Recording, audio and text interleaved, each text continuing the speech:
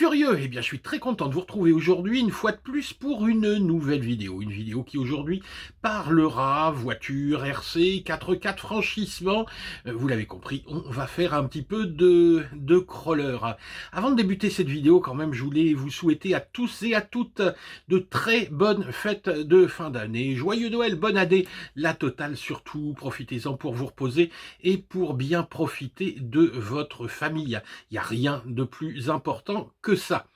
Alors, revenons quand même à notre histoire de voiture RC. Vous vous rappelez, il y a quelques semaines déjà, voire même quelques mois, c'était à la fin de l'été, je vous avais présenté un super scaler, que j'avais adoré, avec cette Jeep Willys, qui était ou un sixième, si je ne dis pas de bêtises. Aujourd'hui, on va baisser un tout petit peu en taille, même si vous allez voir, on a un sacré bestiau. On sera au 1/10 avec une marque que je ne connaissais pas, qui est la marque RGT. On va tester aujourd'hui le 8600, même le EX 8600, dans sa version numéro 2. Cette voiture RC nous a été envoyée par notre partenaire RC Going. Je vous invite à aller jeter un petit coup d'œil sur le site, surtout sur le site français, parce que ce site français, on le gère un petit peu avec JF, en tout cas dans sa communication. Et donc je remercie Ben qui est le responsable de ce shop RC Going de continuer à nous faire confiance. J'en dis pas plus, on va aller tout de suite déballer le carton de ce gros joujou. Bonne vidéo!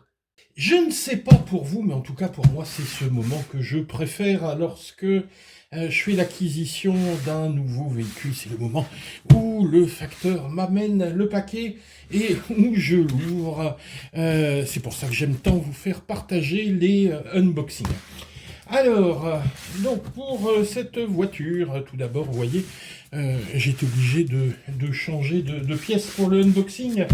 Un carton relativement conséquent. Donc ici, les données, 5,3 kg le carton. Donc c'est déjà une belle bête. Une belle caisse, une belle boîte d'origine chez RGT, donc ils ont qu'à prendre dans le stock et vous l'envoyer comme ça, ce qui fait que c'est parfaitement protégé, on n'a aucun souci lorsqu'on ouvre. Allez, on y va, j'ai déjà viré les scotch. Hop là, on va le sortir. Attention, hop, magie. Waouh! Waouh! Ça, c'est des paquets comme j'aime. Ça, c'est des cartons comme j'aime. Avec plein de trucs à lire dessus. On a les caractéristiques de cette EX 8600. On les verra après. Les différents modèles ici de la gamme. Des petites photos. Ah! Ça coule, ça. Les parties ici que vous pouvez upgrader. Donc... les jantes ici, alors qui d'origine visiblement sont sans beadlock, et donc on peut mettre des jantes un peu différentes. Des cardans CVD, on peut upgrader les amortisseurs, la plaque, les pare-chocs. Bref, il y a pas mal de choses si on veut s'amuser un petit peu, avoir ça comme véhicule principal et le monter un petit peu en gamme. Il y aura de quoi se faire plaisir, en espérant quand même qu'à la base, on puisse déjà s'amuser. Allez,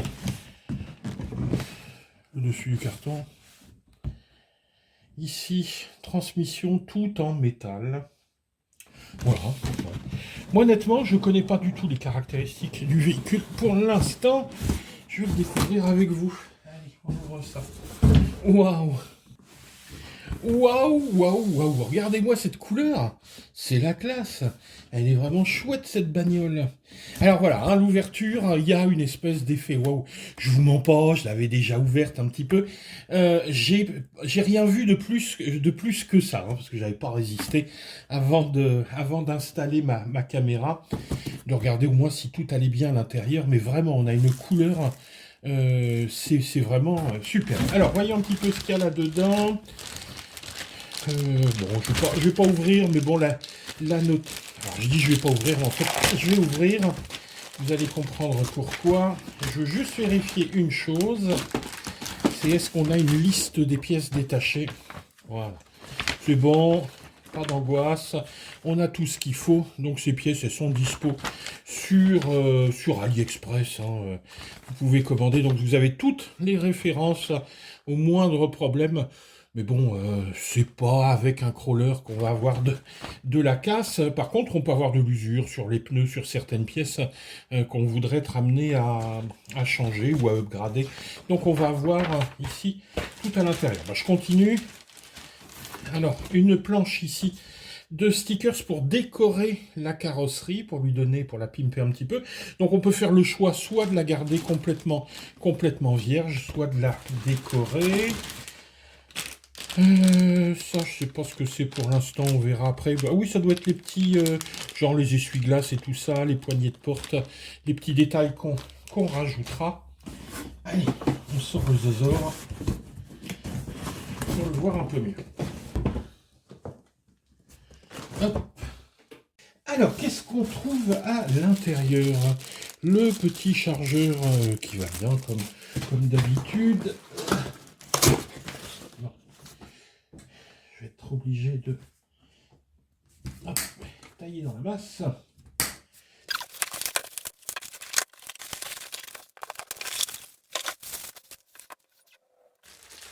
Alors, la radio donc, qui est là aussi bien protégée dans du papier bulle. Bon, alors, une radio classique. Petit volant avec de la mousse, on-off. Voilà. Bon, elle ressemble un petit peu aux radios. Il faudra que je regarde si c'est quasiment pas la même. Aux radios ZD Racing. Ensuite, eh ben, voilà, parce que c'est ça qui nous intéresse. La voiture. Hop, on va retirer les colliers. Vraiment chouette tout ça. C'est chouette.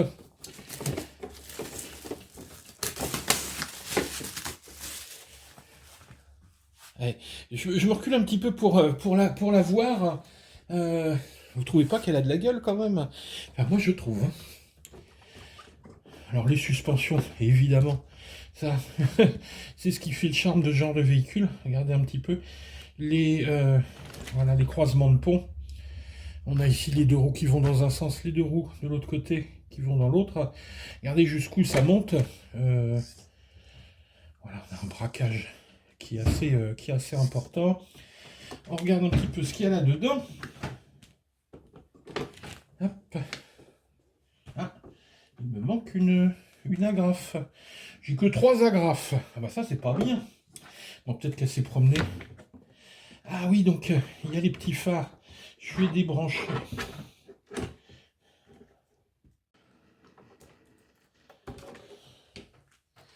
Voilà, j'ai débranché ici la carrosserie. On va regarder un petit peu en détail cette carrosserie. Vous voyez, il y a des éléments plastiques rajoutés sur la carrosserie. On a les phares à l'avant. Il n'y a pas de phare à l'arrière. Rétro, puis il y aura sans doute des petits détails à rajouter dessus. Ensuite, on jette juste un petit coup d'œil rapide, voilà, sur la voiture qui arrive avec une batterie. C'est une batterie en NiMH, hein, par contre. Vous voyez le format ici, c'est le format d'une batterie Tamiya. Donc moi, je vais mettre mes 7,4, mes 2S Tamiya en lipo. Ça passera parfaitement. Voilà, donc pour le déballage de cette voiture, ce qu'on va faire, c'est... Moi, je vais mettre tout ça en route, regarder s'il y a des petites choses à faire, et puis on va se retrouver pour les données techniques. Allez, on continue la vidéo. Voilà, on se retrouve avec notre RGT 8600 V2 prête à rouler. Alors la première chose que vous voyez tout de suite, c'est que j'ai posé les stickers, j'ai monté ici tous les petits accessoires, ici la prise d'air, les essuie-glaces, les petites poignées de porte, le reste était déjà installé. D'ailleurs à ce propos, vous me direz en commentaire si vous la préférez avec les stickers ou sans les stickers. On peut toujours les retirer.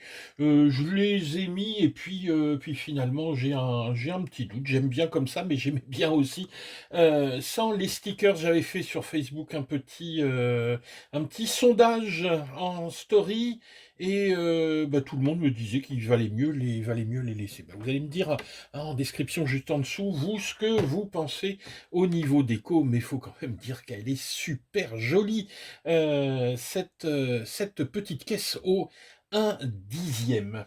Alors, avant d'aller plus loin, on va regarder un petit peu la taille de ce bestiau qui fait, on va dire, un petit peu moins de 50 centimètres. Ouais, allez, va pour ça. 50 centimètres de long, une hauteur qui va être au sol 27 à peu près. La garde au sol, elle, est aux alentours de... alors, il donne 8. Bon, ici, j'ai 10, mais forcément, les suspensions ne sont pas enfoncées. Une fois qu'il est posé, on a une garde au sol ici qui est de 8 centimètres. On a un empattement qui est d'une trentaine, 31 centimètres. Et de largeur ici, on est sur du 24-25 à peu près. Vous voyez donc un véhicule qui a qui est déjà massif, même si c'est que c'est du 1/10.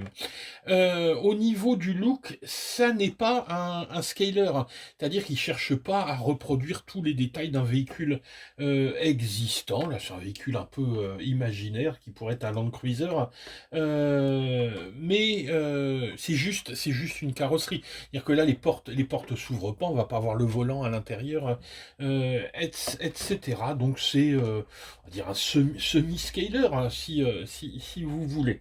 Mais bon, voilà, hein, c'est un châssis avec une carrosserie, mais il y a quand même un look qui est bien chouette.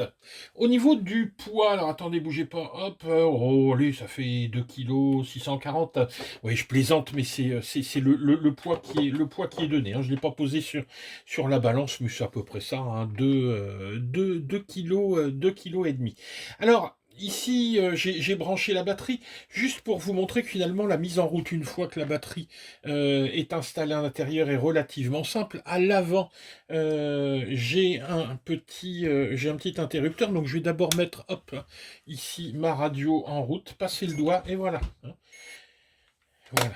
Donc vous voyez qu'ici, c'est très simple à mettre en route. Vous préparez votre batterie avant d'aller rouler, puis en arrivant directement, voilà. D'ailleurs, on va commencer par regarder justement un petit peu cette radio. Alors, sur la radio, il y a quand même pas mal de choses à dire. Le bouton on/off, c'est étonnant parce qu'habituellement il est sur le côté. Là, il est sous la petite trappe. On a là de chaque côté deux boutons qui sont les inversions au niveau de l'accélérateur et au niveau de la direction. Et un bouton central ici qui est hyper important. Là, vous voyez, je ne sais pas si vous voyez, mais je l'ai posé en position 1. C'est... Voilà. Vous voyez qu'en position 1, ici, même à fond, ça avance pas très très vite. Je suis en petite vitesse. Et puis, je vais pouvoir passer en vitesse 2. Un petit peu plus vite. Et en vitesse 3. Carrément plus vite. Ce qui va permettre de gérer ici à la télécommande, on va dire l'amplitude de l'accélérateur, soit ici pour du franchissement en vitesse 1, en intermédiaire en vitesse 2 sur un terrain cabossé, et en vitesse 3 si vous êtes un peu sur le bitume pour aller d'un point A à un point B. Bon, enfin bon, on n'a pas une vitesse non plus de pointe extraordinaire, mais pour un crawler, franchement je trouve qu'il se déplace pas mal, parce que le problème du crawler, contrôleur, quand on va d'une zone de franchissement à une autre zone de franchissement, et ben ça se traîne un petit peu. Alors on le chope à la main et puis on le déplace. Ben là, en vitesse 3, on peut se déplacer à une vitesse sympathique. Donc les trois vitesses ici. On a ici le trim pour la direction, hein, pour affiner votre ligne droite. Ici, ce qu'on pourrait appeler les endpoints, c'est-à-dire, regardez, si je mets vraiment sur une valeur basse, vous allez voir ici, vous voyez que les roues tournent très peu. Si je mets sur une valeur un petit peu plus élevée, ça va tourner davantage. Et si je mets carrément à fond, regardez bien le débattement. Là, c'est gigantesque, hein, sur les roues, qui ont une aptitude au débattement qui est importante. Donc moi, je le mets en position moyenne, hein, je vais tester ça pour l'instant. Ça suffit bien comme ça. Donc ici, le dual rate pour la direction. Et puis ensuite, vous avez le trim pour l'accélérateur, donc pour savoir à quel niveau vous allez mettre votre neutre et puis donner un petit peu plus de frein, un petit peu moins de frein. Donc, vous voyez toutes les fonctions de base d'une radio sur ce genre de voiture. Et vous avez un petit bouton ici supplémentaire, alors, voilà. Tiens, je vais peut-être couper, hop, on va voir comme ça, et regardez, si j'éteins et je rallume, tac, là il se met en clignotement lent. Si j'éteins et je rallume, clignotement rapide. Si j'éteins et je rallume, hop, on a les phares en fixe. Mais je peux les éteindre, hein, il n'y a pas de... Voilà, il n'y a pas de problème. Et donc, si je rallume ici, on est en clignotement. Et donc, vous avez trois positions de clignotement et les phares en fixe. Donc voilà pour cette petite radio qui est une bonne prise en main. Le volant en mousse. On regardera le cerveau après. Oui, bon, ça aurait été bien si on avait pu avoir des phares également à l'arrière. Faut les installer, faut percer, faut mettre votre système d'éclairage arrière, mais il est pré-câblé, hein, on verra tout à l'heure, c'est pré-câblé à l'intérieur, mais il faut l'acheter séparément. Voilà, donc j'éteins la voiture, tac. Voilà. Avant d'ouvrir, je reviens un petit peu sur le manuel et je vous montrer toutes ces pièces avec leurs références. Ces pièces sont disponibles pour la plupart sur AliExpress, mais ce qui est sympa, c'est qu'on va pouvoir en trouver quelques-unes en France, pas pour ce véhicule qui est pas vendu en France, mais pour son clone qui est le FXT Fury. Et si vous tapez FXT Fury pièces, vous trouverez quelques pièces dispo pour remplacer les pièces de ce RGT. Donc ça, c'est vraiment pas mal. Mais bon, si vous êtes patient, hein, vous achetez ça sur AliExpress, ça met une dizaine de jours à arriver. Donc pas de crainte à avoir pour les pièces sur ce RGT.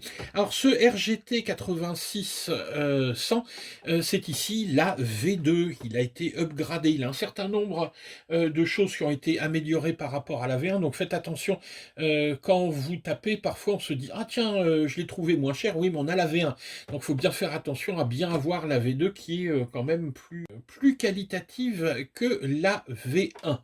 Voilà, allez, on va maintenant ouvrir pour regarder ce qu'il y a dans cette machine. Alors on va faire attention évidemment en retirant la carrosserie à bien débrancher le câble ici pour les phares. Voilà, donc je débranche et on a maintenant le châssis. Alors, je vous disais, ici, on a une prise donc avec deux connecteurs, un connecteur pour les feux avant et un connecteur qui pourra servir pour les feux à l'arrière. Alors, voyons un petit peu les caractéristiques techniques de cet engin. Alors tout d'abord, cet engin, c'est un brushed, hein, sur les crawlers, on est principalement en brushed. On a un gros moteur ici qui est un RC 540, quelque chose qui entraîne la machine. Vous allez voir, il y a toute la puissance qu'il faut dans cet engin. On a ici une boîte centrale avec des pignons métal qui va renvoyer ici la puissance vers deux colonnes de transmission ici qui sont elles-mêmes, hop, essayez de les voir là-dessous, qui sont des barres ici télescopiques, ce qui va permettre de, voilà, hein, vous voyez que ça va bouger ici, là ça va bouger là quand je bouge la suspension, donc on reste toujours en contact. Donc ici c'est bon, c'est une barre en nylon, on peut l'upgrader en métal, donc il y a une option, donc il y a pas mal d'options dispo encore sur cet engin. Vous voyez ici que les links sont métalliques. Vous remarquez également, et ça c'est intéressant, parce que ça fait partie des upgrades. Ici, vous voyez que le link n'est pas droit, mais il était courbé. On a ici un profil. Les lignes sont profilées, ce qui va donc augmenter la hauteur de caisse. Donc, on va pouvoir passer plus facilement sur des obstacles grâce à ces nouveaux systèmes qui sont upgradés par rapport à la V1. Alors, au niveau électronique, à l'avant, on voit ici donc l'interrupteur, on voit l'ESC qui est un ESC 40 ampères qui est waterproof. On voit ici un servo. Lui aussi a été upgradé, il est en 15 kg, waterproof. Le moteur, je ne vous l'ai pas dit, est également waterproof. Ici, on a la petite boîte pour le récepteur qui est waterproof. En fait, ce véhicule, il est complètement waterproof. Moi, je l'ai vu en test avec de la flotte. Jusque-là, ça passe. Bon, comptez pas sur moi hein, pour faire les tests de plongée, mais il est vraiment prévu, cet engin, pour rouler dans l'eau, hein, pas que pour être éclaboussé. Il peut normalement passer des gués, des choses comme ça. Il est livré avec ici une batterie. Alors, sur la batterie, il y a des choses à dire. C'est une batterie NIMH. Alors, vous allez me dire, NIMH, c'est dépassé. Oui, c'est vrai que c'est dépassé. Mais enfin, donc ça a l'avantage déjà qu'il a une batterie. Il est livré avec une batterie. Beaucoup de véhicules comme ça sont livrés sans la batterie. La NIMH, vous allez voir, elle fait le taf sans problème. Moi, j'aurais tendance à dire que, bon, si c'est un peu dépassé comme technologie, l'avantage, c'est que si vous laissez ça à un jeune de 13 ou 14 ans, il va pas vous foutre le feu à la maison avec le petit chargeur.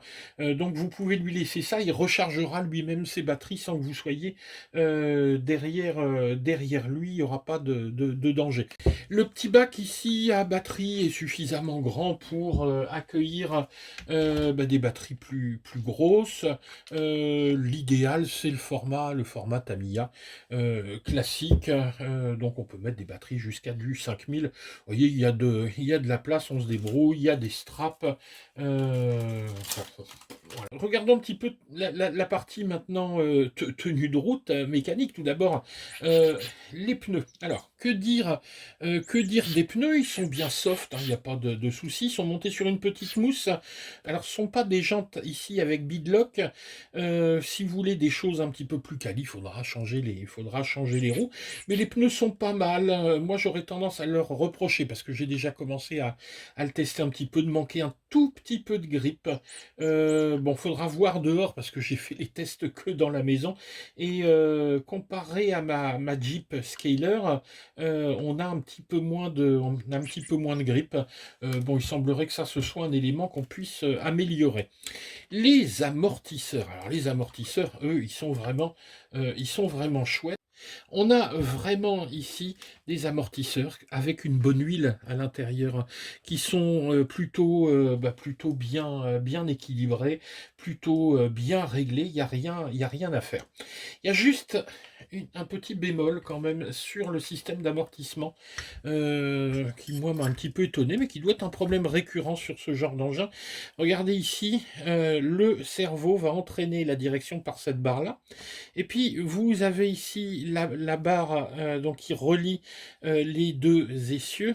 Alors, il faut faire attention parce que quand elle arrive, elle est un petit peu trop en avant et elle va avoir tendance à toucher ici. Donc, moi, je l'ai re-réglé, c'est-à-dire je les pousse un tout petit peu en arrière, voilà. Comme ça, elle passe derrière, voilà. Et là, je bénéficie de tout le débattement. Si vous la mettez comme ça, trop en avant, regardez, elle vient toucher là. Donc, c'est un petit peu dommage. Donc, voilà, juste la repasser, voilà. Bon, c'est voilà, ça prend 3 secondes à faire, à juste la passer un petit peu en arrière, ou peut-être que moi ça avait bougé pendant le transport. Mais bon, alors on fera attention hein, vous voyez, ça a tendance à taper un peu, mais bon, c'est pas un engin pour faire des sauts. Ce qui est vraiment important, c'est surtout pour les croisements de pont, c'est avoir du débattement comme ça. Donc au niveau de la suspension, c'est vraiment au top. La voiture épouse bien le terrain. Bon, elle aurait même un peu tendance à partir un peu sur le côté parce que, mais bon, il y a sûrement des réglages à faire. Peut-être que je durcirai un tout petit peu, mais sur les obstacles, c'est vraiment super, super sympa. Le châssis est évidemment tout en métal. Hein, ici, on voyait les barres de châssis, hein, tous les lignes sont en métal 6 mm. On a deux ponts ici qui, bien sûr, sont des ponts bloqués. Hein. Si je prends une roue, hop, ça fait tourner les autres roues. On ne veut pas ici de différentiel avec des roues qui viendraient tourner dans le vide. On a ici des ponts qui sont avec, bien sûr, des engrenages en métal, avec, ils indiquent un design nouveau pour avoir une boîte de transmission ici plus petite pour remonter la garde au sol. Bon, comme j'ai pas vu ce que ça donnait dans la V1, je peux pas en dire plus. Bah écoutez, voilà, je pense qu'on a fait déjà pas mal le tour de ce petit engin, bah, qui surtout nous a été envoyé hein, par notre partenaire RC Going France. Je remercie vraiment Ben de la confiance qu'il nous fait en nous laissant bah, gérer un petit peu ce site au niveau de la communication. Alors, l'intérêt, parce que bon, je veux bien faire de la pub, mais il faut aussi que nos abonnés ils trouvent leur compte. Bah, c'est tout simple, au niveau du prix, vous ne trouverez pas moins cher, normalement. Si oui, vous allez me dire, oui, j'ai trouvé machin, un vendeur, truc. Oui, mais dans une boîte sérieuse, vous ne trouverez pas. Il n'y a pas de souci hein, chez RC Going. Les envois fonctionnent bien, c'est de la qualité, il y a un service après-vente derrière. S'il y a des ennuis, et on est au prix on est au prix des vendeurs indépendants d'AliExpress. Donc bon, entre prendre le risque d'aller commander chez quelqu'un qu'on connaît pas sur AliExpress ou commander chez quelqu'un qu'on connaît de confiance, faut pas hésiter. La voiture, si je compare, vous regarderez sur Banggood, elle est genre 70 ou 80 euros plus cher. Faites bien attention hein, de bien comparer. C'est la V2, hein, celle-ci. Je regarde un petit peu si je n'ai rien oublié de vous dire. Non, je pense que j'ai à peu près fait le tour. Ce que vous voulez voir maintenant, c'est la voir rouler. Je vais lui remettre sa carrosserie, qu'elle est jolie. C'est vrai qu'elle est belle. Hein. Elle est vraiment belle, cette voiture. Ce petit Land Cruiser RGT 9600 V2, oh là là, ils ont des noms quand même un petit peu. Donc vous n'oubliez pas de me dire ce que vous préférez avec ou sans les stickers. J'ai peut-être été un petit peu loin sur les stickers. J'en ai même mis sur le toit. Je pense que je vais garder ça, puis je vais peut-être virer juste ceux du toit. Allez, on va rouler. Alors surtout, hein, avant, si la vidéo vous a plu, vous pensez bien, vous mettez un petit pouce vers le haut, ça fait plaisir et ça nous aide pour le référencement. Et puis, si vous n'êtes pas abonné, pensez à vous abonner, ting ting, et à cliquer sur la petite cloche pour recevoir toutes les annonces de nos nouvelles vidéos. Eh bien écoutez, on va aller s'amuser un petit peu. Vous allez voir, je vous ai préparé un terrain de jeu dans la maison. Allez, ciao les gars!